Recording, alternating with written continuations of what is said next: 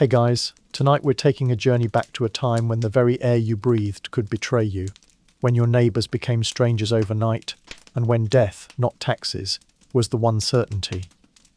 Forget the cosy barns and the less than 5-star inns we've visited before. Tonight we're plunging headfirst into the medieval world's ultimate nightmare, living during the Black Plague. So, dim the lights, maybe turn on a fan for that soft, unsettling hum.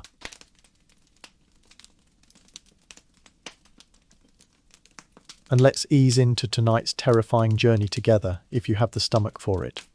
Imagine, for a moment, your perfectly ordinary, utterly miserable and predictable medieval life. You weren't exactly living large. Your days were a monotonous cycle of bad bread, unending debt to the Lord, a healthy dose of religious guilt for thinking bad thoughts about the priest, and the same 7 unwashed people you'd known since birth. Life was hard, brutal, and short. But it was known. You understood the rules. You understood the harvest, the feudal obligations, the likely causes of your early demise. Famine, a bad fall, a particularly angry goose. Death was a familiar companion, but usually it came with a name, a face, or at least a recognizable cause. Not this. Let me know where you're joining us from. It's always fascinating to see who's out there, across the globe, perhaps enjoying a completely legal, non-hallucinogenic beverage, safe in the knowledge that their morning toast isn't going to induce visions of hellfire. You're somewhere in Europe, perhaps working the fields outside a bustling port city like Messina in Sicily, or Genoa, or Venice. Life is chugging along, albeit slowly, driven by ox carts and gossip. The most exciting news might be a new shipment of spices from the east, or a royal wedding, or the latest argument between the butcher and his perpetually annoyed wife.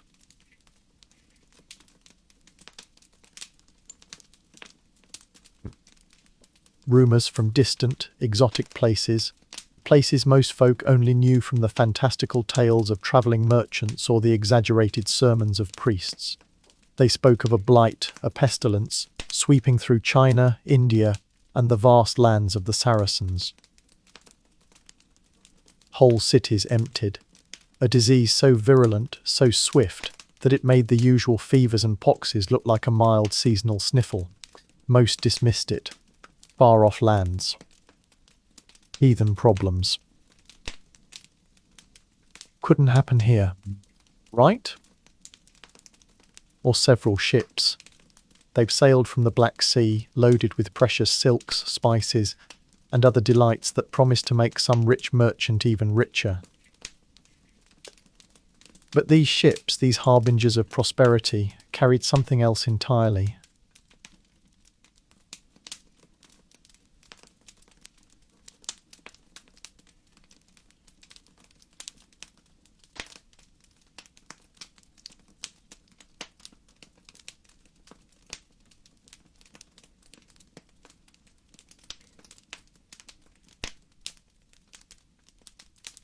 Black rats, hundreds of them, fat and sassy, having feasted on ship's provisions and the occasional unlatched sack of grain. And on those rats, tiny, almost invisible, were fleas.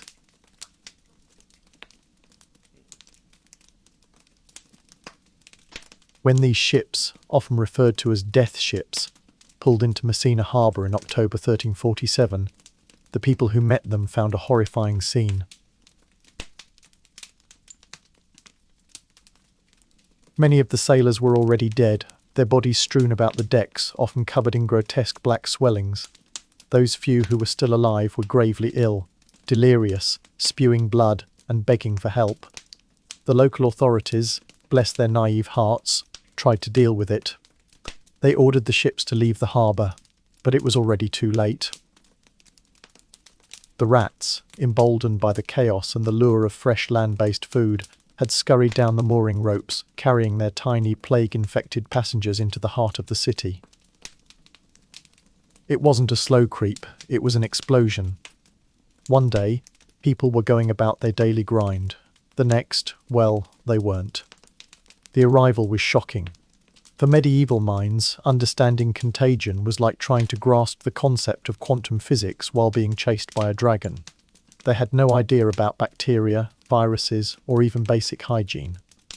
The prevailing medical theory, rooted in ancient Greek thought, revolved around miasma, bad air, noxious fumes, corrupt vapours rising from decaying matter. Or, more commonly, it was understood as a punishment from God. A divine scolding for the endless list of sins that medieval folk, quite rightly, felt they were constantly committing. So, when the first citizens of Messina began to sicken, the confusion was immense. It started subtly enough, a sudden incapacitating fever. A headache so splitting it felt like a blacksmith was hammering nails into your skull. Then an unbearable chill, followed by aching joints that made moving a torment. These symptoms individually were familiar. People got fevers, people got aches, but then came the truly charming, truly horrifying part, the buboes. These ghastly swellings, which gave the bubonic plague its name, erupted in the lymph nodes, most commonly in the groin, armpits and neck. They started as small, tender lumps, but rapidly grew, sometimes reaching the bigness of a common apple or the size of an egg. And they were black, a deep, purplish black, often oozing blood and pus. Imagine trying to explain this to a medieval physician, whose primary tools were leeches and a strong belief in the four humours: blood, phlegm, yellow bile and black bile. They prod it, perhaps try to balance your humours with some vigorous bloodletting, bleeding you with a knife or cupping glass. Or, in a particularly insightful moment, they might apply a poultice of herbs and warm mud to the bubo, hoping to draw out the poisons. Sometimes they'd try to lance the bubo, a procedure as excruciating as it sounds, hoping to release the putrid matter. If you survived the infection, the lancing, and the secondary infection from the unsterilized blade, you might have a chance.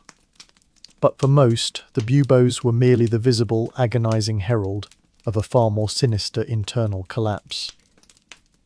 As if the buboes weren't enough, the disease brought other delightful manifestations. Many victims experienced uncontrollable vomiting, often spewing not just the last scraps of their bad bread and turnip, but blood itself. Diarrhea, dysentery-like and severe, quickly dehydrated the sufferer. And for some, the infection would spread to the lungs, leading to pneumonic plague. This was even worse. Coughing, shortness of breath, and blood-tinged sputum meant you were literally coughing your life away. And here's the kicker. This form was highly contagious, spread through the air from one person to another. A single cough, a shared breath, could condemn an entire family. This was death by proximity, by simply existing near another human being. Most victims died within 4 to 7 days after the initial infection. Some, particularly with the pneumonic form, succumbed within a matter of hours. One morning you might feel a little under the weather, a bit feverish. By afternoon, a bubo might be forming. By evening, you could be writhing in agony, begging for a priest who was too terrified to come or too busy dying himself. And by the next day, you were just another body being piled onto a cart. The medieval world had never encountered anything like it. Measles, smallpox, influenza, these were known quantities, awful as they were. But this new plague was different. It didn't discriminate. It struck down the young and old, rich and poor, pious and sinner, with terrifying impartiality. A strong young man working in the fields could be dead before an old woman, usually frail, who miraculously survived. This randomness further fueled the terror, shattering any sense of divine order or earthly justice. It felt like the very fabric of existence was being torn apart. And for the vast majority, this was just the beginning. The uninvited guest had arrived, and it was setting up camp, preparing for a long, horrifying stay. So, the uninvited guest had arrived. The buboes were blooming like hideous purplish flowers on the bodies of the afflicted, and the air itself seemed to hum with the low, constant dread of imminent death. You'd witnessed the terrifying speed with which a robust, laughing neighbour could be reduced to a feverish, vomiting corpse. The fear wasn't just a cold knot in your stomach, it was a living, breathing entity. a constant companion that whispered in your ear, telling you to run, to hide, to do anything to escape the creeping shadow. And that, dear medieval soul, is precisely what many did, often with disastrous, unintended consequences. As the death toll mounted in the port cities, Messina, Genoa, Venice, Marseille, a horrifying, desperate scramble began. The healthy, or at least those not yet showing symptoms, fled. They packed whatever meagre belongings they could carry, leaving behind their homes, their livelihoods, and often their sick and dying family members. It was a brutal calculus. Stay and risk agonizing death, or flee and risk divine wrath, but perhaps live. For many, the choice was terrifyingly clear. Imagine watching a cart rumble past your home, piled high with blackening, twisted bodies, and then seeing your lord, or the wealthiest merchant, or even your own cousin, saddle a horse and ride hard for the open countryside, leaving you and your village to face the nightmare alone. The desperation was palpable, a thick, suffocating blanket that settled over every street and every household. These desperate flights, however, became unwitting vectors for the disease. But a person, carrying an infected flea or two or more in their clothing, or having already contracted the pneumonic form of the plague and about to start coughing, could very easily take the pestilence with them. They ran to rural villages, believing the fresh air and isolation would save them, only to inadvertently deliver the plague to communities that had, until then, been untouched. The countryside, once seen as a refuge, became just another theatre for death. The pattern was heartbreakingly predictable. A new arrival, a few days later, the telltale buboes, and then the same horrifying cycle of fever, delirium, and swift demise. Every new face was regarded with suspicion, every cough a potential death sentence. Trust, the fragile social glue of medieval life, began to dissolve. With the rapid spread and the sheer number of sick and dying, the very fabric of society started to unravel.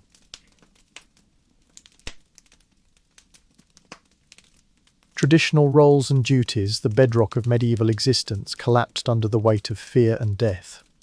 Doctors, those few who even existed and claimed any medical knowledge, refused to see patients. Why? Because watching patient after patient die, often after trying their ineffective cures, instilled not just despair, but a very real terror for their own lives. Many fled or simply sealed themselves off, trying to avoid contact. Priests, who were meant to offer spiritual comfort and administer the last rites, often found themselves facing a terrible dilemma. Should they approach the bedside of a dying parishioner, knowing the highly contagious nature of the pneumonic plague? Many, with heavy hearts, simply couldn't, or, more frequently, they were already dead themselves, having tended to too many sick souls. Imagine dying, racked with pain and fear, knowing that your soul might be in peril, and there's no priest to give you absolution, no final blessing to guide you to the afterlife.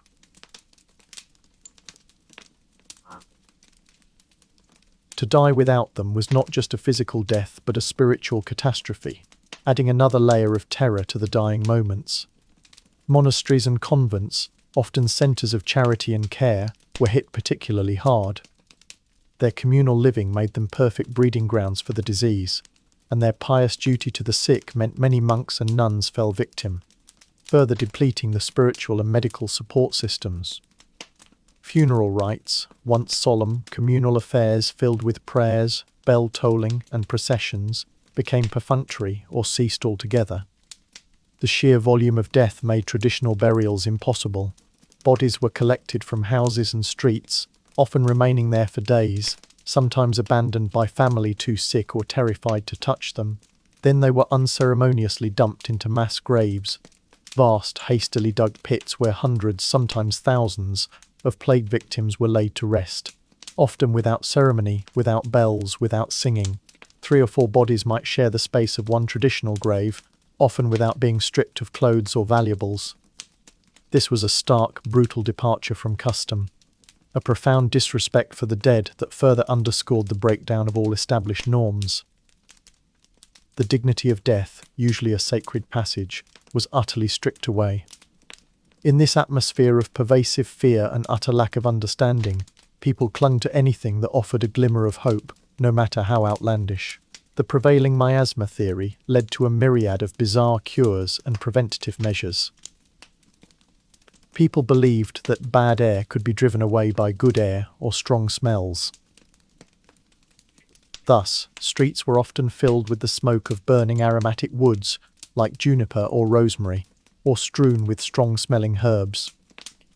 You might find people carrying posies of flowers, holding them to their noses, hoping the sweet scent would ward off the deadly miasma. Others tried to purify their homes by burning incense, or perhaps less pleasantly, by burning excrement or even old leather.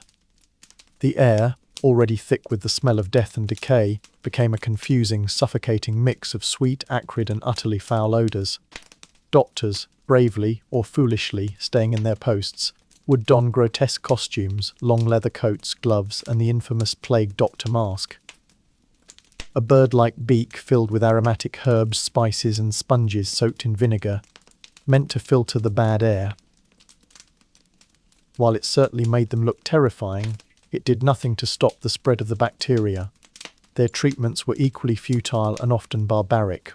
Besides bloodletting, they might try to rebalance humours by inducing vomiting or applying leeches to the buboes, hoping to draw out the poisons. Sometimes they would try to burst the buboes with hot irons, a procedure as excruciating as it sounds, often leading to secondary infections that sealed the victim's fate. One of the more popular preventatives was Four Thieves vinegar, a concoction of vinegar, garlic, herbs and spices, which legend says protected looters of plague victims' homes, though its actual efficacy was, of course, nil. Others ingested ground emeralds, believing precious stones held healing powers, a costly and futile endeavour for the desperate wealthy.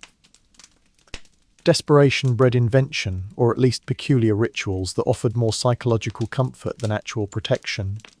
The lack of understanding about germ theory meant that medieval minds grasped at straws. It had to be God's wrath. What else could explain such indiscriminate, widespread death? This interpretation led to renewed religious fervour, often expressed in extreme and terrifying ways. Groups of zealous Christians, known as flagellants, roamed from town to town, often numbering in the hundreds or thousands. They would march through the streets, publicly whipping themselves with leather scourges tipped with metal spikes, hoping their self-inflicted pain and penitence would atone for the sins of humanity and appease a seemingly wrathful God. They chanted, they prayed, and they bled, drawing huge crowds and often causing social unrest, as they sometimes attacked Jews or other perceived sinners. While not officially endorsed by the Church, their movement gained temporary popularity in the face of such overwhelming despair. Yet, the perceived failure of God to answer prayers, combined with the death of countless clergy, contributed to a decline in the Church's authority, and sowed seeds of doubt that would eventually bloom into the Reformation centuries later. Some city officials, particularly in more organised Italian city-states like Venice and Milan, did implement rudimentary anti-contagion measures. Venice established a lazaretto, a segregated island hospital for the sick and potentially infected, and required ships to anchor offshore for 40 days before docking, the origin of the term quarantine. Milan sealed off houses with plague victims and prohibited anyone from leaving them. These measures, while primitive, were surprisingly effective in some cases, saving certain areas from the worst of the mortality. But for most of Europe, such organised responses were rare, and chaos reigned supreme. Markets, once bustling hubs of commerce and gossip, fell silent. Shops were shuttered, their owners either dead, dying, or fled. Harvests were left to rot in the fields as there were too few healthy hands to gather them.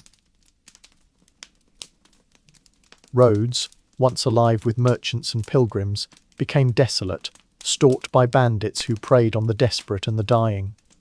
Homes, once filled with families, stood eerily empty, their doors ajar, a silent testament to the swiftness of the plague's claim.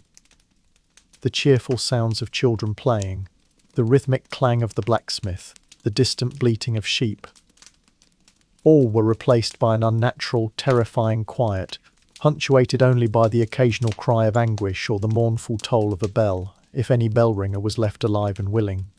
The psychological impact was profound and devastating. Despair became the default state. Fatalism settled over communities like a shroud. If it was God's will, what could one do? This led to some abandoning all moral restraints, indulging in wild partying, drinking and debauchery, convinced they would die tomorrow anyway. Why not enjoy what little time remained? Others withdrew entirely, becoming hermits, praying constantly and fasting in a desperate plea for divine mercy. The concept of death, once a distant inevitability, became an immediate, palpable presence, reshaping every thought, every interaction. Art from this period reflects this morbid obsession, with widespread danse macabre imagery depicting death leading people from all walks of life in a gruesome skeletal dance. It was a constant, stark reminder, I was once as you are, and you will be as I am. And so, the plague continued its relentless march. From the Mediterranean ports it pushed inland, along trade routes, up rivers, through mountain passes. It moved from Italy to France, then to Spain, across the English Channel, into Germany, and eventually to Scandinavia and Russia.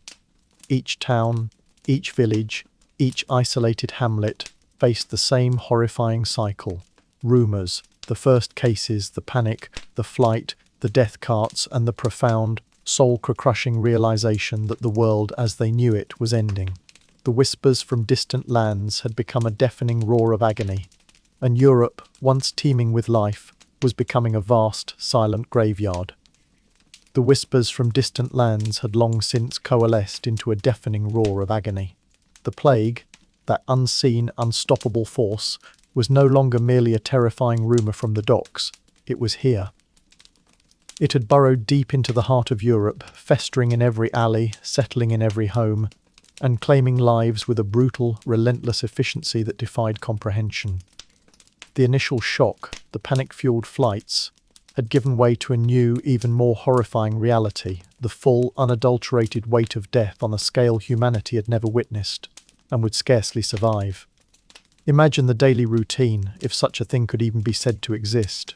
You'd wake, if you had slept at all, with a knot of terror in your gut. Your first conscious act would be to listen. Were there any new coughs from the next room? Any groans of pain from your elderly parents, your young children, your spouse?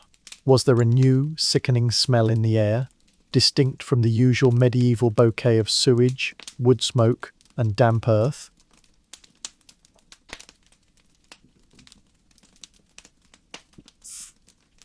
Every morning was a gamble. You check yourself, running your hands over your armpits, your groin, your neck, praying to find no telltale lumps. Every slight ache was magnified into a terrifying premonition. Every feverish flush of the cheek, every unexpected chill, sent shivers of dread down your spine. Paranoia wasn't a failing, it was a survival mechanism. The very concept of a community shattered. The bonds that had held medieval society together, family loyalty, neighbourly support, civic duty, dissolved like cobwebs in a fire. When your child began to show the telltale signs, the sudden high fever, the vomiting, the glazed, terrified eyes, what did you do? The instinct to comfort, to care, to hold, was powerful. But it was warring with an even more primal, desperate instinct: survival.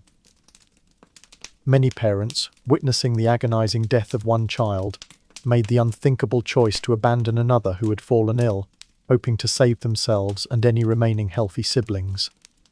Husbands deserted wives, wives fled from dying husbands. Children, orphaned overnight, wandered the streets, or simply lay down to die in the same beds their parents had vacated. This wasn't because people were inherently cruel, it was because the horror was so overwhelming, the fear of contagion so absolute, that even the deepest human connections buckled and snapped. A dying person was not a loved one. They were a vector, a source of inevitable, agonizing contamination. The sick lay abandoned, often in their own homes, sometimes on the streets. No one dared to approach. Doctors, as we've discussed, were either dead, fled, or completely useless. Priests, if they were still alive and hadn't themselves succumbed to the disease, were terrified. Imagine dying alone, in excruciating pain, your body twisting with fever and the agony of bursting buboes. Your last moments filled not with comfort or spiritual solace, but with the chilling knowledge that you were utterly, terrifyingly alone. No one to give you a sip of water.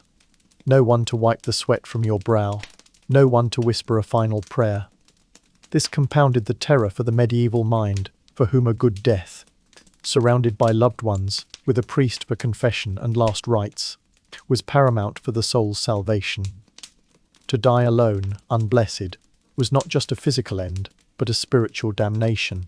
The silence that began to fall over villages and towns was perhaps the most unsettling change. The vibrant, if noisy, symphony of medieval life. The clatter of carts, the shouts of vendors, the endless chatter of neighbours, the distant bleating of livestock, the ringing of church bells, all began to fade. What replaced it was an eerie quiet, broken only by the occasional wail of grief, the rumble of the death cart, or the desperate, unceasing cough of someone in their final throes. Shops stood shuttered, markets deserted. Fields lay fallow, crops rotting on the vine, as there were simply too few living hands to harvest them. The very act of going out became a gamble, a public display of courage or desperation. Every street corner, every empty building, every unlatched door seemed to whisper of the horrors within. And then there was the smell. Oh, the smell. Beyond the usual medieval miasma, beyond the burning herbs and incense meant to ward off evil air, was the pervasive, unmistakable stench of death. Not just one or two bodies, but hundreds, thousands. The sickly sweet smell of decaying flesh, mingled with the foul odour of excrement and vomit from the abandoned sick, hung heavy in the air, especially in the warmer months. It clung to clothes, seeped into homes, and became a constant nauseating reminder of the plague's relentless work. Those who survived would carry that smell, not just in their memories, but perhaps literally in the fibres of their clothing, for years. The sheer volume of corpses quickly overwhelmed any existing infrastructure for burial. Gravediggers, a usually respected but grim profession, became some of the busiest and most short-lived people in Europe. They worked tirelessly, often themselves succumbing to the disease, only to be replaced by new, desperate recruits. Individual graves, neatly dug and blessed, became a luxury that few could afford or even achieve. Instead, vast, hastily dug mass graves, known as fosse communes, were excavated outside city walls. These were enormous pits, sometimes 30 feet deep, into which bodies were unceremoniously dumped, layer upon layer, until they were full. A thin layer of earth might be scattered over one layer of bodies before the next consignment arrived. The process of collecting these bodies was a horror in itself. Special death carts or plague carts rumbled through the deserted streets, their drivers, often wearing rudimentary face coverings or simply holding cloths to their noses, calling out, "Bring out your dead." Families, if they were still able, would bring out their deceased, wrapped in shrouds or old blankets, placing them gently or not so gently on the cart. More often, the drivers would have to enter homes, finding entire families wiped out, bodies lying where they fell. The sight of these carts, constantly rumbling, was a grim daily spectacle, a public reminder that death was not a distant concept, but an immediate, unavoidable reality. The lack of proper burial rites was a source of immense spiritual distress. For a deeply religious society, the thought of loved ones being tossed unceremoniously into a communal pit, without blessing, without prayer, without the tolling of a bell, was a horror that transcended even the physical pain of death. It implied that their souls might be left to wander, unredeemed, lost in purgatory or worse. The church, usually the bedrock of spiritual certainty, was struggling to cope, its own ranks decimated. Many priests, themselves terrified, simply fled or became so overwhelmed they ceased to function effectively.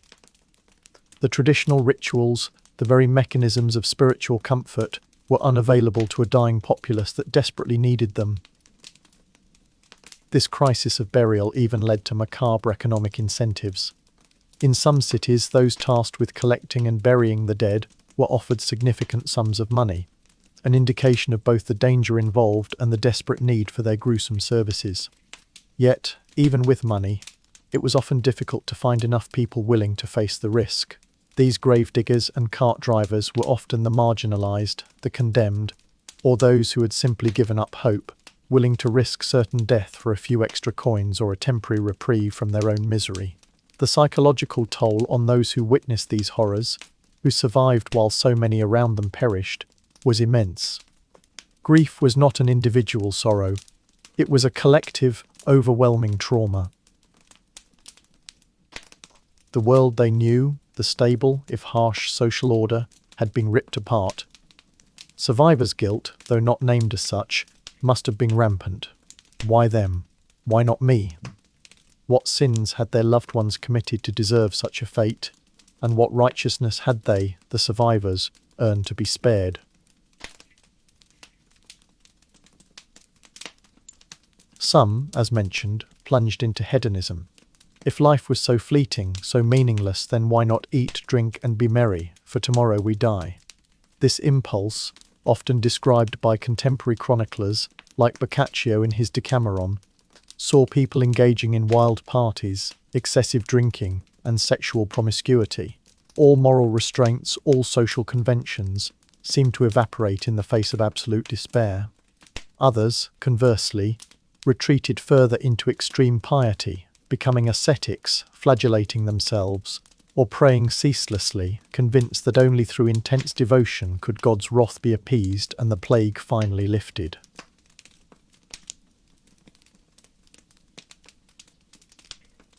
Both were desperate responses to an unbearable reality. Children, those fragile members of medieval society, were hit particularly hard. They lost parents, siblings, their entire support networks. Many wandered aimlessly, starved, or quickly fell victim to the disease themselves. Without adult care, their chances of survival were almost non-existent. The sight of these abandoned children, the silent testimony of their unburied bodies, must have added an even more heartbreaking dimension to the collective suffering. Even the most basic human instincts for self-preservation were distorted.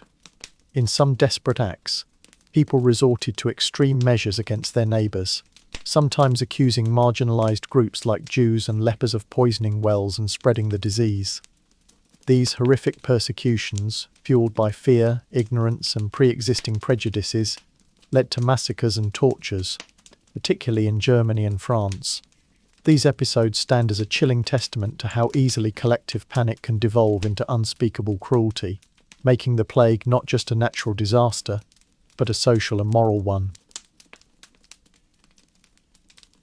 Meanwhile, the medical community continued its futile, often grotesque, attempts at intervention. Beyond bloodletting and leeches, some physicians attempted trepanation, drilling holes in the skull to release the bad humours or vapours causing the disease. They prescribed purges and enemas to expel toxins, and advised strange diets or the wearing of bizarre amulets. The more outlandish the cure, the more desperate people became to try it. Patients were sometimes confined in airtight rooms with a burning fire to sweat out the plague. All, of course, were useless. The ubiquitous plague doctor, with his terrifying beaked mask, became a symbol not of healing, but of the omnipresent, unyielding horror of the disease. His efforts were largely confined to recording the dead and offering what little comfort could be found in a world devoid of effective medicine. This was the unbearable weight of death. It wasn't just physical suffering, it was a profound spiritual and social collapse. The world was not merely sick, it was dying, its inhabitants struggling to comprehend a catastrophe that defied all reason, all faith, all human endurance. The foundations of their reality had crumbled, leaving behind a landscape of fear, sorrow, and unimaginable loss. And yet, amidst this total devastation, life, stubbornly, defiantly, had to go on. The death carts had, for the most part, ceased their gruesome rounds. The cries of anguish had softened into a persistent, hollow ache. The plague, having swept through Europe like a scythe through a wheat field, had finally, mercifully, begun to recede in many areas. But it left behind a landscape utterly transformed, a world not just grieving, but fundamentally, irrevocably altered. The sheer, unfathomable loss of life had created an unprecedented situation. A Europe filled with empty fields, deserted homes, and a profound, chilling silence where once had been the clamour of millions. This, paradoxically, was the grim genesis of the Grim Reaper's economy, where the unimaginable tragedy of death began to sow the unexpected seeds of profound social and economic change. Imagine standing in a village that once housed 100 souls, now home to perhaps 30 or 20. Fields that had been tilled by generations now lay fallow, overgrown with weeds, silent testament to hands that would never grip a plough again. The mill wheel, once grinding ceaselessly, stood still, its miller having vanished into the communal pit.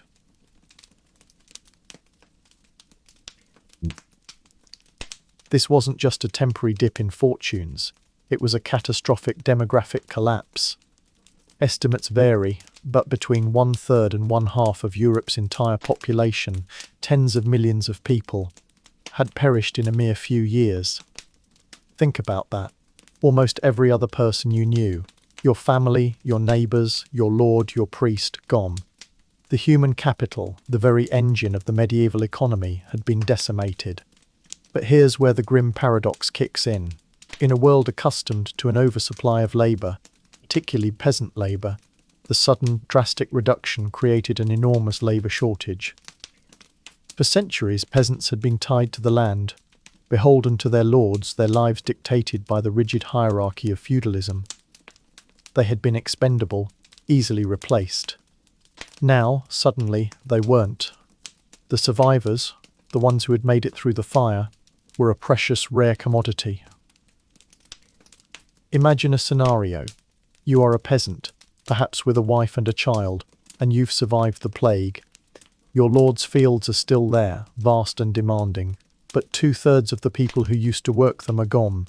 He needs hands. He needs your hands. And for the first time in your life, you can negotiate. My lord, you might say, cap in hand, trying to sound humble, but with a newfound steel in your voice. I require better terms. More coin for my labour perhaps, or a reduction in my rents. And I will no longer do the boon work for free, not with my family relying on me. Your lord, who just a few years ago would have simply beaten you or evicted you for such insolence, now finds himself in a bind.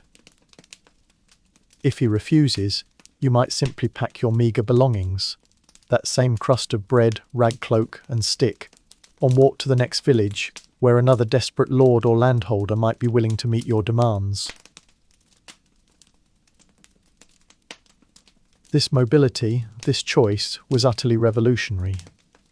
And so, wages began to rise.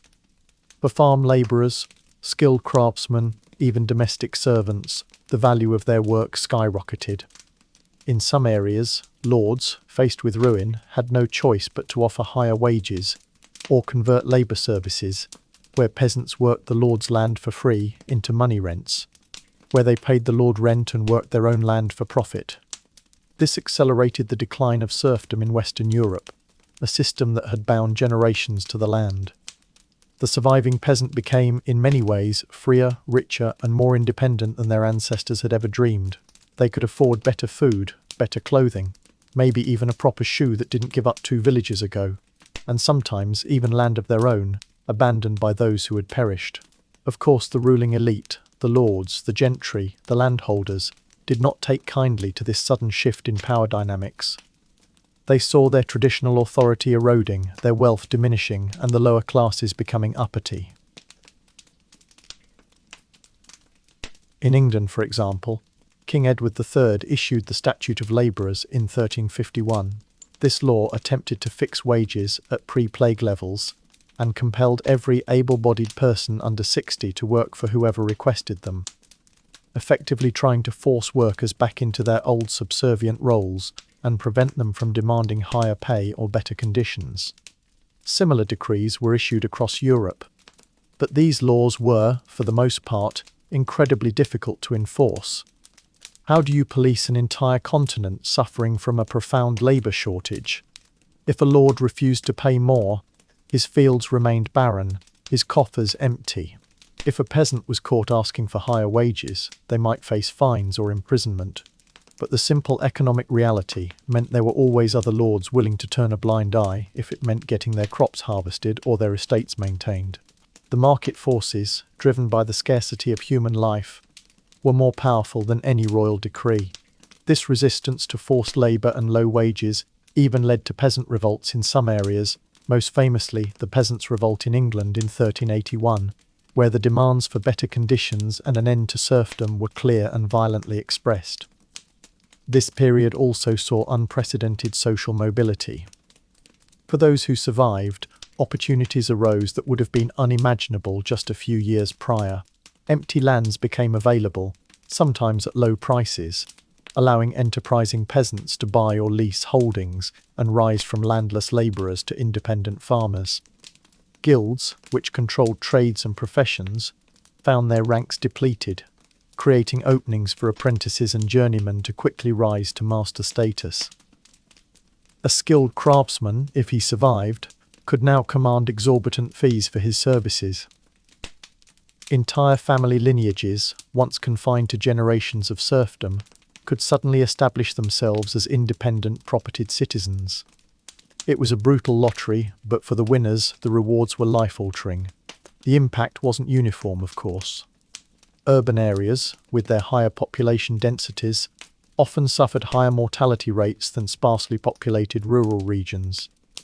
However, cities also recovered more quickly, attracting people from the countryside with the promise of higher wages and opportunities in trades. The initial disruption to trade was severe, as ports were closed and production plummeted. But eventually, trade routes reopened and the increased wealth of the surviving population fueled new demands for goods and services. This led to another significant economic consequence: inflation. With fewer people producing goods and a relative increase in available money due to higher wages, the price of commodities like food and manufactured goods often rose. This could create further hardship for those on fixed incomes, or for the very poorest who still struggled to find work. But for many, the increased earnings offset the rising costs. The economy was in a state of flux, a chaotic transition from one paradigm to another, driven by the brutal hand of the plague. The long-term effects were profound. The decline of feudalism in Western Europe was accelerated, paving the way for more flexible economic systems. The empowerment of the working class contributed to new social structures, and eventually, the rise of a mercantile class with greater economic and political power. Education, too, felt the impact. With many clergy and scholars dead, new universities were founded, and existing ones often adapted their curricula to train more practical administrators and professionals, rather than just theologians. The entire intellectual and social landscape was subtly, but powerfully, being reshaped. However, it wasn't all upward mobility and economic prosperity. The spectre of the plague continued to haunt Europe, returning in localized outbreaks for centuries to come, albeit rarely with the same devastating intensity. The psychological scars remained deep, woven into the collective consciousness. The memory of abandonment, of mass graves, of a world turned upside down, lingered. People were forever changed. They were more wary, perhaps more cynical, but also, in a strange, hard-won way, more resilient.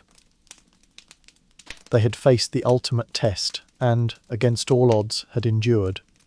The Grim Reaper had taken a terrible toll, but in his wake he had inadvertently cleared the ground for new growth, for a different kind of Europe to emerge.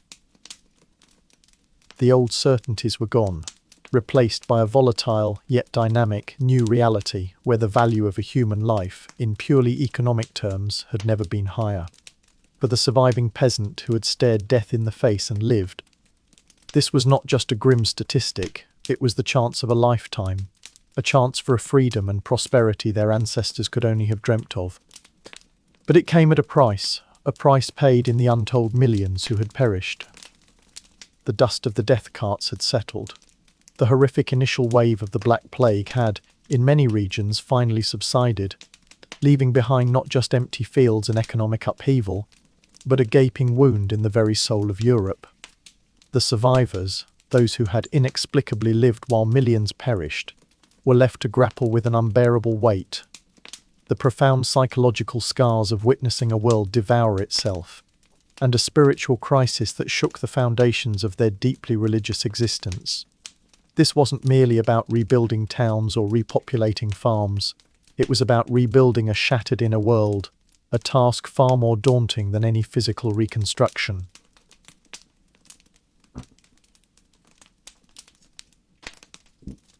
This was the loss of entire families, whole lineages wiped out, the faces of beloved children, parents, siblings, and friends haunting every waking moment. Survivors were adrift in a sea of memory, each familiar path, each empty house, a poignant reminder of those who were gone. This was collective trauma on a scale almost impossible to comprehend, a wound so deep it would ripple through generations, influencing art, literature, and the very way people thought about life and death for centuries to come. Coupled with this crushing grief was an insidious, gnawing dread, survivor's guilt. Why me? What sins had they committed to deserve such a fate? And what righteousness had I, a flawed and fearful soul, earned to be spared? These questions, unanswerable in the context of their faith, gnawed at the soul, leading to profound spiritual anxiety. It felt as though God himself had abandoned humanity, or, worse, was playing a cruel, incomprehensible game with their lives. The constant fear of recurrence, of the plague returning, which, horrifyingly, it often did in subsequent decades, though less severely, became a perpetual state of heightened anxiety.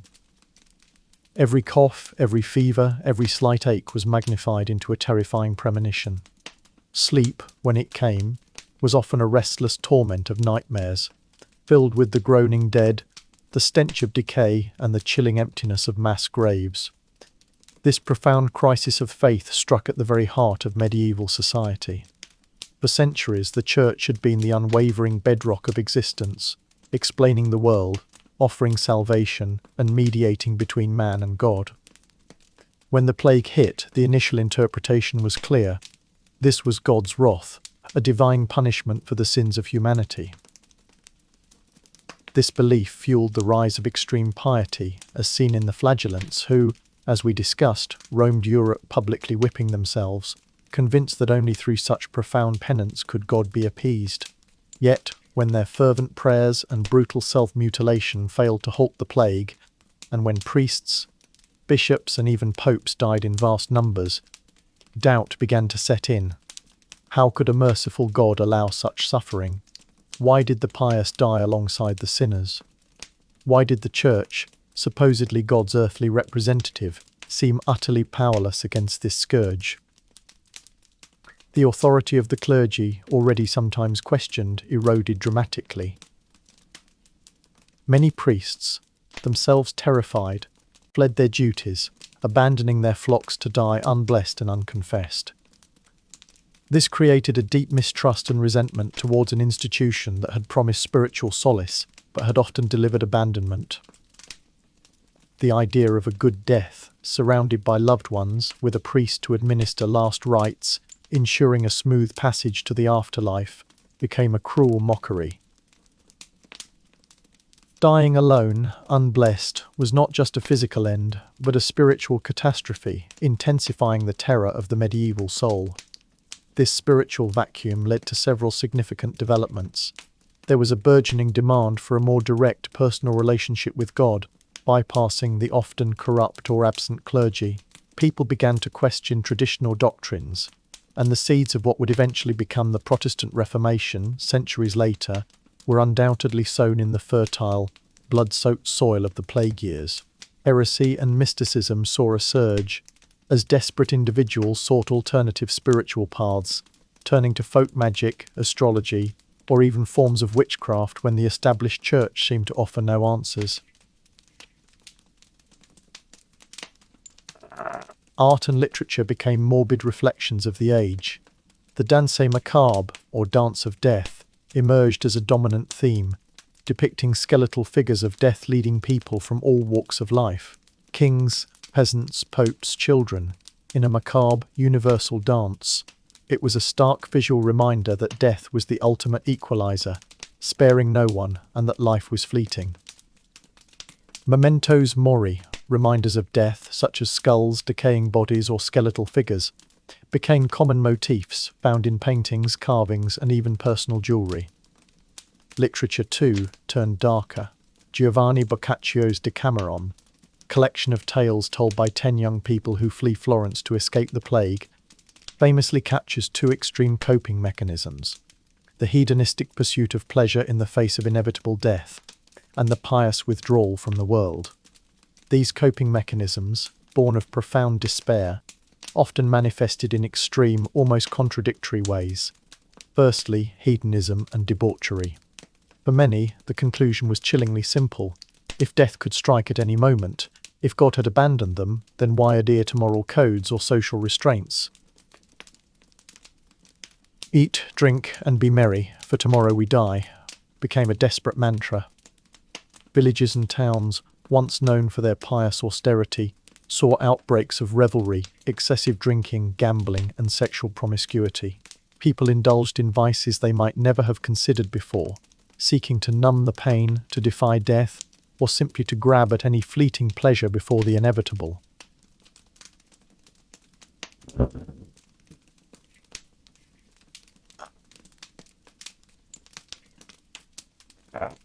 Secondly, asceticism and extreme piety. On the opposite end of the spectrum were those who retreated even further into religious devotion. Flagellants, already mentioned, continued their public acts of penance. Others became hermits, isolating themselves from society, living austere lives of constant prayer, fasting, and self-denial.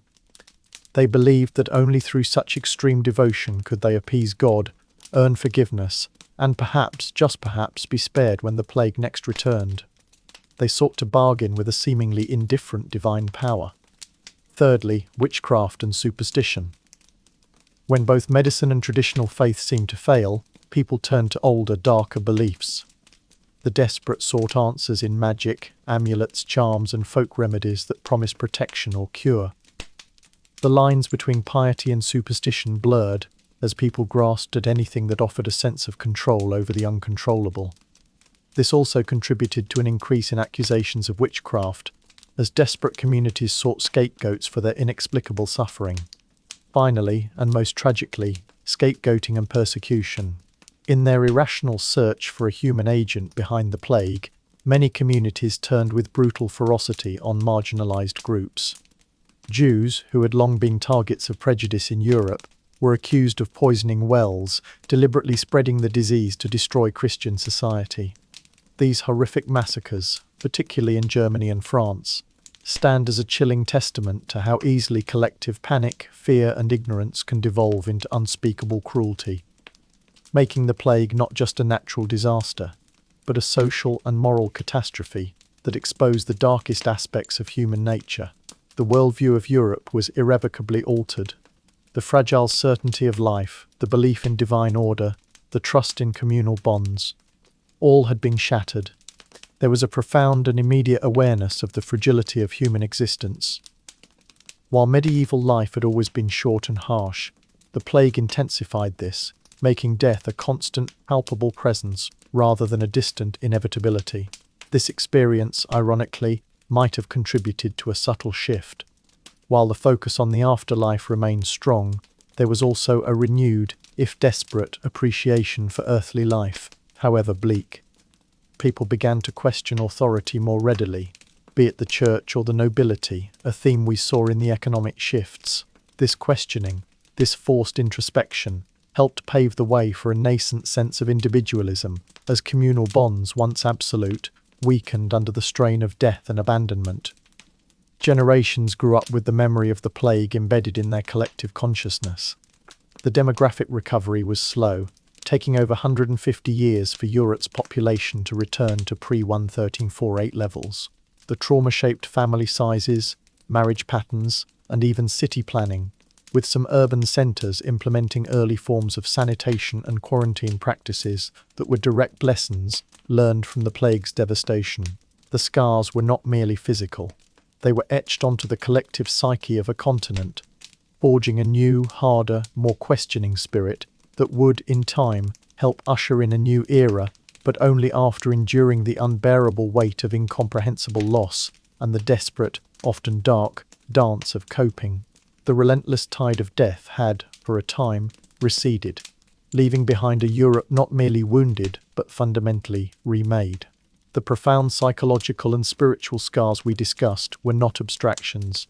They manifested in every aspect of daily life, transforming the familiar rhythms of medieval existence into something alien and perpetually shadowed. The urban centres, once vibrant hubs of commerce and culture, became symbols of intense suffering and decay, while the countryside, though seemingly a refuge, wrestled with its own unique desolations. This was a new normal, forged in fire and pestilence, where survival was a daily negotiation with the spectre of recurrence. Consider the stark contrast between urban and rural experiences, each grim in its own way. In the bustling, walled cities where populations were dense and sanitation was already a rudimentary, often horrific affair, the plague found its most fertile ground. Imagine the streets of London, Paris, or Florence. Before the plague, they were a cacophony of vendors, artisans, and jostling crowds, already thick with the smells of human and animal waste, unwashed bodies, and poorly ventilated homes. When the plague struck, this density became a death trap. Narrow, winding alleys, where sunlight rarely touched the ground, became avenues of contagion. The communal wells, the public bathhouses already dwindling in number, and the shared living quarters of many urban families facilitated the rapid spread of the disease. As the death toll mounted, city life became a living nightmare. The already insufficient systems of waste disposal completely broke down, streets filled with refuse, excrement, and, horrifyingly, the uncollected bodies of the dead. Imagine navigating a street where the cobbles were slick with human waste and littered with the occasional discarded corpse, its buboes a black testament to the terror. The air grew heavy, not just with the miasma of decay, but with a palpable sense of abandonment. Markets, once the city's heartbeat, fell silent, their stalls empty, goods left to rot. Churches, intended as sanctuaries, became grim hospitals or, more often, mortuaries, overflowing with the dying and the dead, their sacred spaces desecrated by the sheer volume of human misery. City governments, where they still functioned, attempted desperate measures. Houses of the sick were sometimes sealed shut, their occupants left to die inside, a terrifying quarantine that ensured total isolation, but also certain death for all within. Watchmen might patrol the streets, not to keep order, but to identify new cases or collect the dead. In some cases, entire districts were walled off, creating zones of death where the infected were contained and the healthy were trapped. The sense of being imprisoned within a city that was slowly dying around you must have been utterly claustrophobic, a constant psychological torment. The few survivors, venturing out, would see empty windows, hear no voices, only the wind whistling through deserted markets and the distant, mournful cry of a bird. A sound that in this new context felt like a lament for the lost. In the countryside, the experience was different, but no less devastating. While individual farmsteads might offer a temporary illusion of safety, the plague, carried by fleeing urbanites, or even by its rat hosts migrating from depleted urban environments, inevitably reached even the most isolated hamlets. The unique horror of rural plague was the complete disappearance of entire communities. Imagine returning to your home village after a desperate flight, only to find it utterly deserted. Homes stood empty, doors ajar, fires long dead in the hearth. Livestock, if not already stolen by bandits or starved, wandered aimlessly, uncared for. Crops, as mentioned, rotted in the fields, a symbol of the extinguished life force of the village. The rural plague also led to a significant shift in land ownership, with entire families wiped out. Vast tracts of land became leaderless, unworked, ripe for the taking by opportunistic lords or even by surviving, enterprising peasants. This accelerated the breaking down of traditional manorial systems and the redistribution of wealth, albeit through the most horrific means. Those who survived in rural areas often found themselves with more land, more resources, and fewer people to share them with, but also with an unbearable loneliness, a profound silence that replaced the bustling rhythms of communal farming. The landscape itself felt haunted, imbued with the ghosts of forgotten ancestors and unburied dead. The scarcity of basic goods also became a grim reality. Even if you survived, and even if you had money, which, post-plague, many labourers did, getting essential supplies was a challenge. Artisans who produced tools, clothing, and other necessities had either died or fled. Trade routes were disrupted.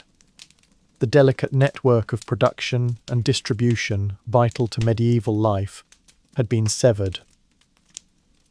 Food, though plentiful in some areas due to unharvested crops, often lay rotting, or there was no one to transport it to where it was needed. Basic sustenance became a daily struggle, a reminder that merely surviving the disease was only the first battle. This era also saw a profound impact on intellectual life and the nascent medical profession. For centuries, European intellectual thought had been largely dominated by the church and classical texts, often filtered through scholastic interpretations. When the plague struck, it exposed the utter inadequacy of medieval medicine. Doctors, relying on Galen and Hippocrates, with their theories of humours and miasma, were utterly helpless. Their treatments, bloodletting, purging, herbal concoctions, applying live frogs to buboes, were not only ineffective but often hastened death. The plague defied their understanding, their categories, their very frameworks of knowledge. Yet, amidst this intellectual stagnation, tiny sparks of change began to emerge, often born of meticulous observation, even if the conclusions were wrong. Some physicians, despite their terror, kept detailed records of symptoms, progression, and the grim effectiveness of various cures. These observations, though failing to grasp the true cause, laid a very rough embryonic groundwork for a more empirical approach to medicine in later centuries. It was the beginning of an uncomfortable realization: the old books, the revered authorities, did not have all the answers. Direct observation, however terrifying, might yield new insights. However, this was a slow, painful awakening.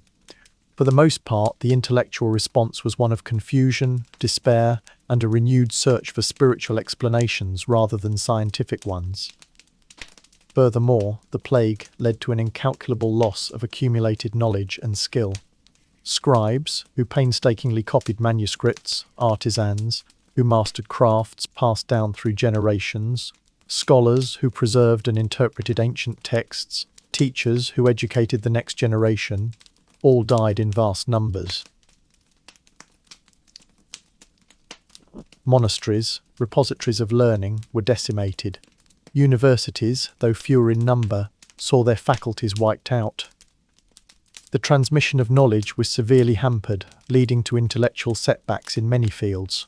Imagine trying to restart a complex craft, or re-establish a legal system when most of the experts are dead. It was a societal memory wipe. Through all this, an emotional hardening took place. The initial waves of panic gave way to a grim, almost fatalistic acceptance. Death was no longer a shock. It was a constant, normalized presence. People developed a kind of emotional armor, a necessary detachment to cope with the incessant loss. The living had to become numb to the dead, for if they truly felt the weight of every loss, they too would surely succumb, if not physically, then mentally.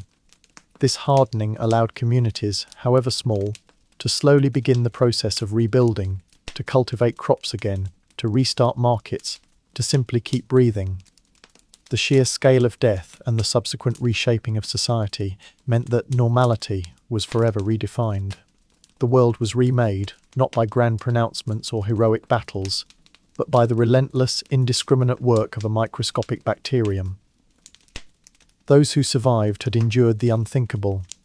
They had walked through the valley of the shadow of death and emerged into a stark, silent, yet strangely opportunistic new landscape. Their world was emptier, lonelier, and haunted by ghosts. But it was also, for the first time in centuries, a world where the common man held a new, terrifying, and powerful kind of leverage. The foundations of medieval Europe were cracked, shifting, and in their slow, agonizing collapse, new structures would begin to rise. The initial, devastating hurricane of the Black Plague had passed. The mass graves were finally covered.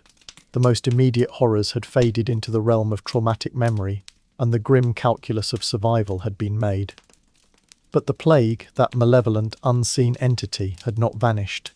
It merely retreated into the shadows, biding its time. For the survivors, and for the generations that followed, life in post-plague Europe was not a return to a golden age, or even to the normal misery of pre-1347 existence. It was a new reality, one defined by the lingering sickness, the constant chilling threat of recurrence, the profound re-evaluation of every aspect of life, and the slow, often agonizing, forging of new societal structures from the ashes of the old. Imagine living with a constant invisible sword hanging over your head. The Black Death didn't just happen once. It returned again and again in localized outbreaks for centuries to come. While these subsequent waves rarely matched the initial cataclysmic mortality rate of 1345-1, they were nonetheless terrifying. Every few decades, sometimes every 10 to 20 years, the familiar symptoms would reappear in a town or city. The fever, the buboes, the swift, agonizing death. Each recurrence sent fresh waves of panic through communities that had just barely begun to recover their numbers and their spirit. Children grew up hearing stories of the Great Death from their elders, their nightmares populated by images of black swellings and empty houses. This constant threat instilled a deep-seated fatalism, a sense that life was fragile, unpredictable, and ultimately beyond human control. This constant threat profoundly influenced daily life and decision-making. People became more wary of strangers, more hesitant to travel, and more conscious of the fragility of human gatherings. The fear of contagion, though poorly understood, lingered. Simple acts, like visiting a market or attending a crowded feast, carried a subtle undercurrent of risk. Communities that had learned the hard way might implement temporary, local quarantines, attempting to wall off infected houses, or even entire districts. They might burn the possessions of the dead, air out homes, or avoid contact with newcomers. These measures, however primitive, reflected a painful empirical understanding that proximity meant danger. Yet life, stubbornly, defiantly, had to go on. Despite the psychological scars and the threat of recurrence, humanity demonstrated an incredible, if grim, resilience. New generations were born. Fields were gradually brought back into cultivation, often by fewer, better-paid labourers, and towns slowly began to rebuild. But the world they inhabited was fundamentally different from the one that existed before the plague. The social structure, as we discussed, was irrevocably altered. The decline of feudalism accelerated, particularly in Western Europe. The scarcity of labour meant that peasants and common workers continued to have more leverage. Serfdom, where it persisted, became increasingly difficult to enforce. Lords, desperate for workers, were often forced to offer more attractive terms: money wages instead of labour service, better rents, or even outright land ownership. This led to a gradual but significant improvement in the economic standing of the surviving peasantry, forming the bedrock of a new, more mobile, and more commercially oriented rural society. The rigid class hierarchy of old, though still present, was now riddled with cracks, allowing for greater social mobility, a concept almost unimaginable just a century prior. Urban centres, once decimated, also began to reorganise. The sudden availability of abandoned properties and the high demand for skilled labour meant new opportunities for enterprising merchants and artisans. Guilds, though still powerful, had to adapt, often opening their ranks more broadly to replace lost members. The cities, now often less densely populated, had space for expansion, for new markets, and for a nascent middle class to flourish. This burgeoning merchant class, accumulating wealth and influence, began to challenge the traditional dominance of the landed aristocracy. They demanded greater representation in civic governance, invested in new forms of trade, and fostered a more dynamic urban economy. The intellectual and cultural landscape also underwent profound shifts. The utter failure of medieval medicine and the perceived impotence of the Church against the plague forced a rethinking of established authorities. While it didn't immediately lead to a scientific revolution, it did sow seeds of skepticism. Scholars and physicians, no longer able to blindly trust classical texts, began to emphasize empirical observation, however crude. There was a burgeoning interest in human anatomy, fueled by the grim reality of countless cadavers. While direct dissection was still rare and often religiously proscribed, the sheer familiarity with death pushed some towards more direct study, questioning old assumptions. Literature and art continued to reflect the plague's impact, but also began to explore new themes. The danse macabre persisted, but alongside it emerged a more individualistic focus in writing. Vernacular languages, already gaining ground over Latin, became more prominent in literature, allowing for broader access to new ideas. Writers explored themes of personal suffering, moral questioning, and the human condition in a way that felt more immediate and less purely allegorical. This shift towards a more human-centric worldview, even if still deeply religious, was a subtle but significant precursor to the Renaissance, which would soon begin to bloom in plague-affected Italy. The focus, while still on God, gradually broadened to include man's place in the world, his sufferings, and his potential. The crisis of faith, too, evolved. While extreme religious movements like the Flagellants eventually faded, the demand for a more personal, accessible faith endured. The perceived corruption or inadequacy of the existing clergy led to calls for reform within the Church.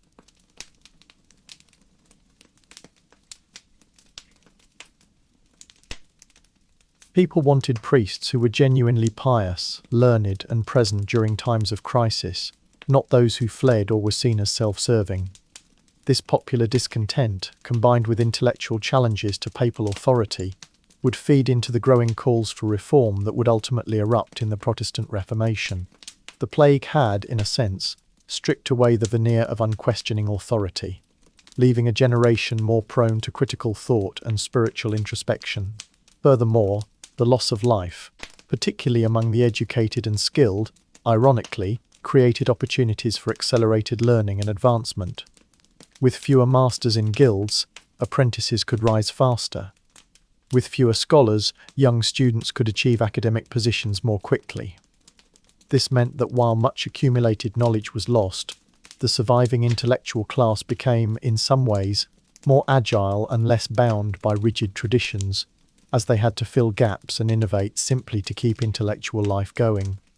New universities, or existing ones, often diversified their curricula, responding to the practical needs of a post-plague society for administrators, lawyers, and technically skilled individuals, rather than solely focusing on theology or philosophy. Even the landscape itself bore the marks of change.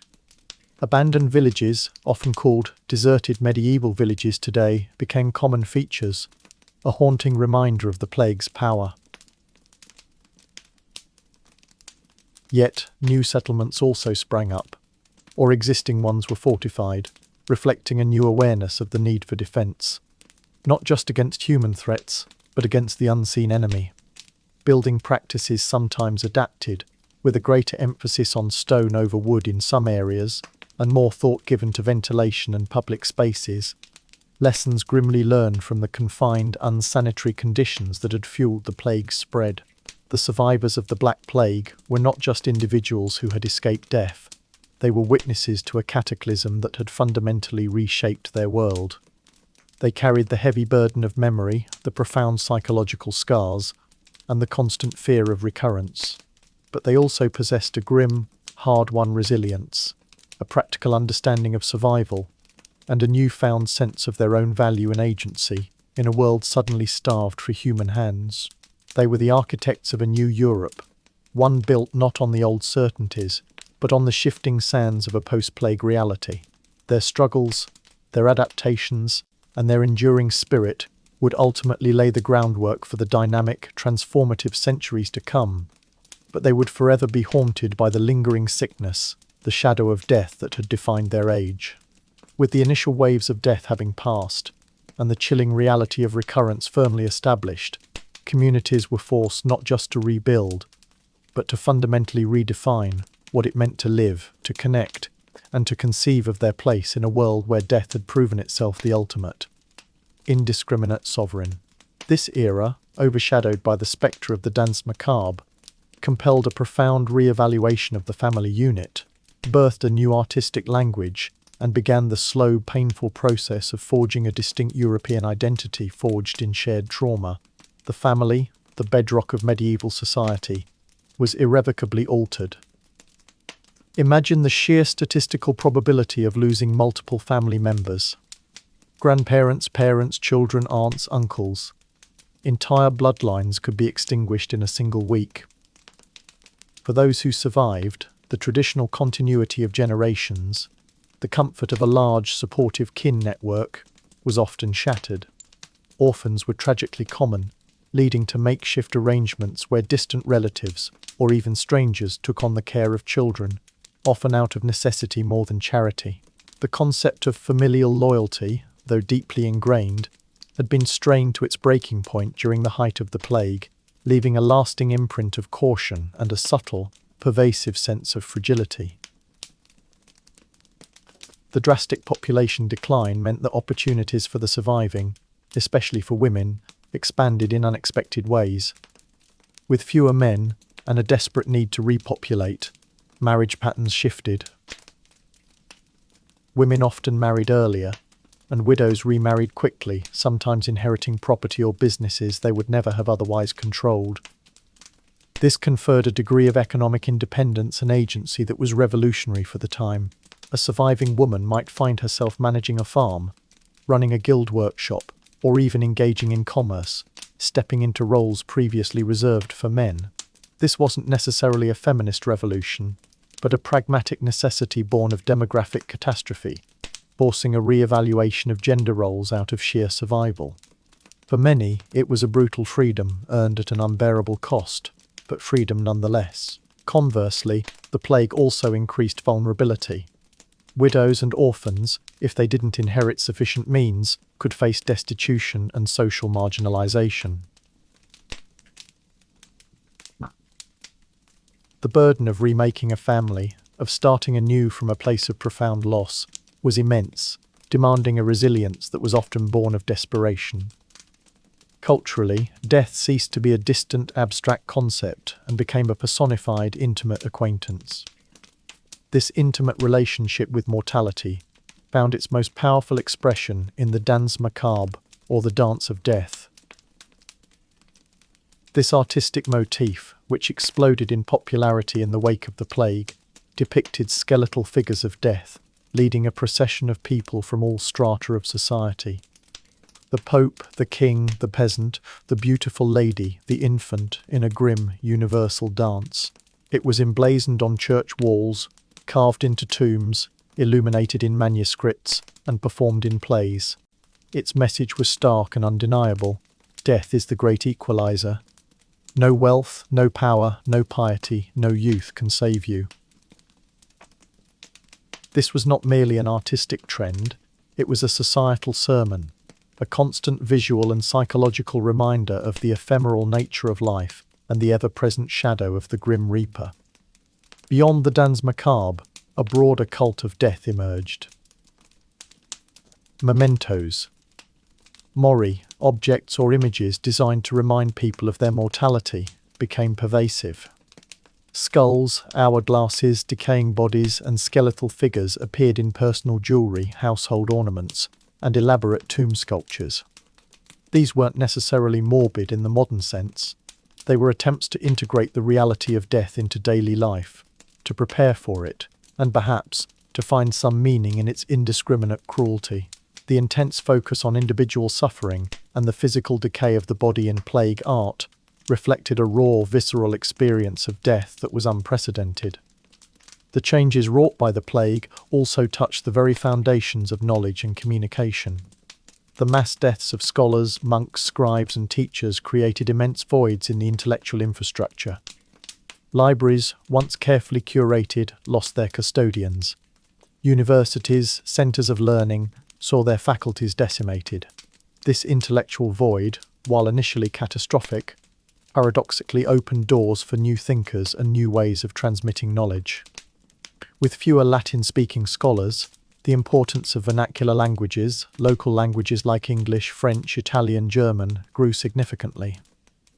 Literature and official documents increasingly appeared in these common tongues, making knowledge more accessible to a broader, non-clerical audience. This shift laid crucial groundwork for literacy rates to eventually rise, fostering a more direct popular engagement with texts and ideas, a vital precursor to the Reformation and the Renaissance.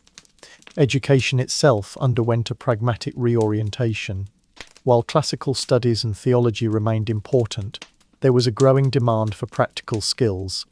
Administrators, lawyers, merchants, and skilled craftsmen were desperately needed to rebuild society and economy. Universities and newly founded colleges began to offer more curricula in law, medicine, albeit still primitive, and secular administration, reflecting the immediate, tangible needs of a post-plague world.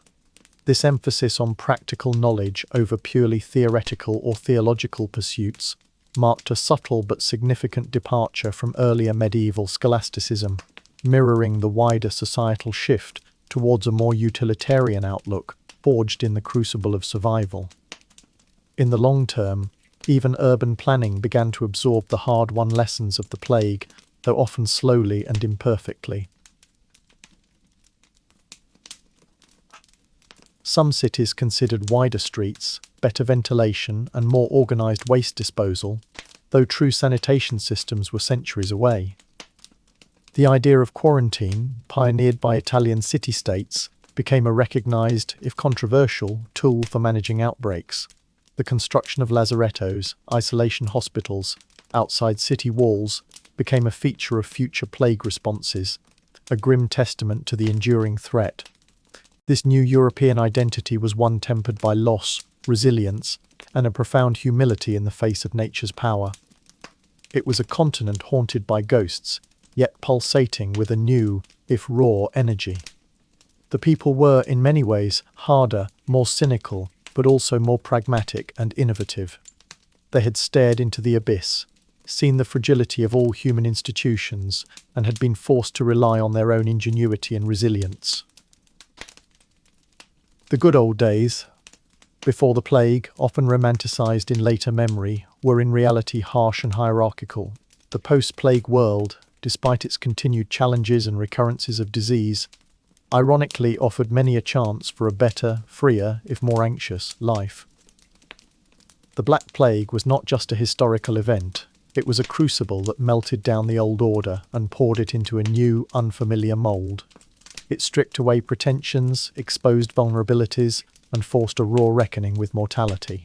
In doing so, it became a dark, macabre canvas upon which a new, resilient, and ultimately more adaptable European identity was painted, an identity forever marked by the memory of the shared dance with death, yet driven by an unwavering, desperate will to live and rebuild. The last death cart rumbled into history. The cries of anguish had long faded into the whispers of legend, and the memory of the grotesque buboes became a chilling bedtime story for generations. But the Black Plague, that unseen, unstoppable force, was not merely a tragic episode, it was a cataclysmic turning point, a dark crucible that fundamentally reforged the very soul and structure of Europe. Its enduring legacy was not just a tally of the dead, but a profound, irreversible shift that acted as a reluctant catalyst for the Renaissance, the Reformation, and the eventual dawn of the modern world. Imagine a world cleansed by fire, scarred but strangely fertile. The plague had done what no war or political upheaval could achieve. It had shattered the old certainties, disrupted millennia-old social hierarchies, and forced a raw, visceral confrontation with human existence. The sheer scale of death, impacting every family, every village, every city, created a shared trauma that bound survivors in a collective experience of loss and resilience. This common ground, forged in suffering, became a subtle undercurrent in the evolving European identity. One of the most profound and immediate legacies was the acceleration of the decline of feudalism. With a drastically reduced population and a severe labour shortage, the traditional power dynamic between lords and peasants was irrevocably broken. Peasants, now a valuable and scarce commodity, found themselves with unprecedented leverage. They demanded higher wages, better working conditions, and often freedom from their old bonds of serfdom. This economic empowerment fueled social mobility, allowing many to acquire land, accumulate wealth, and climb the social ladder in ways unimaginable before the plague. While the nobility initially resisted, with futile laws like England's Statute of Labourers, the sheer force of economic reality eventually prevailed. This shift was not merely economic, it was a fundamental redefinition of human value, where a labourer's life, in the cold calculus of the market, became worth more. This new economic fluidity was a crucial stepping stone towards the development of capitalism and a more dynamic, market-driven economy. The transformation of the church and religious thought was equally significant. The plague shook the very foundations of medieval faith.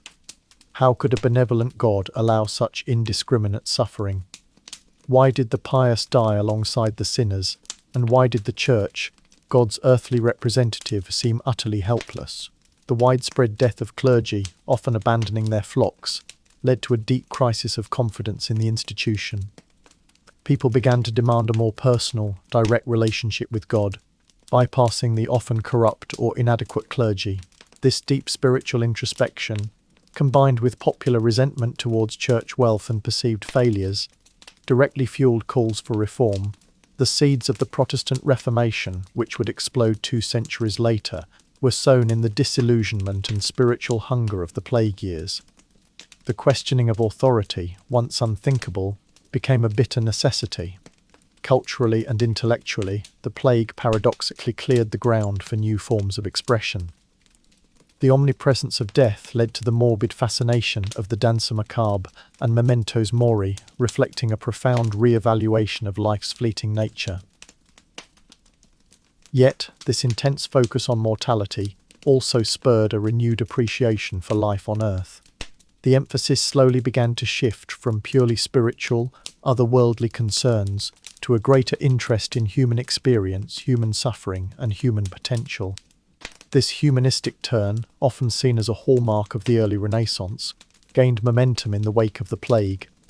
With many old masters and scholars gone, new thinkers, often from less privileged backgrounds, had opportunities to rise, bringing fresh perspectives. The increased use of vernacular languages in literature also broadened intellectual access, democratizing knowledge and laying groundwork for a more widespread literate populace. The impact on education and learning was complex. While there was an initial loss of knowledge and intellectual continuity due to the death of scholars and scribes, the demand for practical skills in the rebuilding world led to a reorientation of universities. New colleges were founded, often with a more pragmatic focus on law, administration, and medicine, rather than solely on theology. The very act of observing the plague, however unscientifically, began a slow, grudging movement towards empirical methods, challenging the unquestioned authority of ancient texts and fostering a nascent spirit of scientific inquiry.